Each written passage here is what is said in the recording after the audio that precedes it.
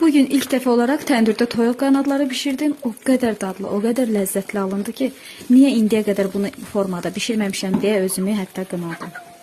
Adətən biz tendürdə toyuq ləvəngini, toyuq tabaqası və kartof külləmə edərdik. Bu dəfə bunu sınadım və razı qaldım. Əminəm bundan sonra hətta bütöv növ kababları belə tendürdə bişirəcəm. Hətta kimin həyətində tendür varsa mütləq bu formada kabab etməyi sınasın. Həm rahatdır, həm əziyyətsizdir və həm də olduqca dadlı. Kənarı qızarıb, nar kimi qızarmış, içi isə yumşaq, pambıq kimi qalmış tikələr əldə edərsiniz.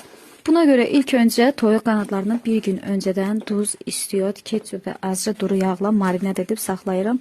Bu onu daha da ləzzətli edir. Bugün də bizdə çörək bişirmə günü idi. Əvvəlcə xəmir yoğurdum, sonra isə təndirə ot salıb ilk öncə çörəkləri bişirdim. Çörəkləri bişirib qurtardıqdan sonra isə bu formada toyuq qanadlarını və kartoşkanı şişə taxaraq, bu təndir şişidir, yəni biraz fərqli şişdir. Şişə taxaraq təndirə qoydum və üzərini örtdüm. Çalışın üzərini möhkəm örtün ki, bu istiliyin təndirin içində qalaraq onu bərabər formada bişirməsinə kömək eləsin. Təxminən 30-40 dəqiqə ərzində qapalı formada bişmiş kabablarımızı təndirdən çıxartdıq. Artıq sözə gərək yoxdur, onsuz da görüntüdən hər şey bəlli olur. Çox dadlı, çox ləzzətli və ətli bir kabab alındı.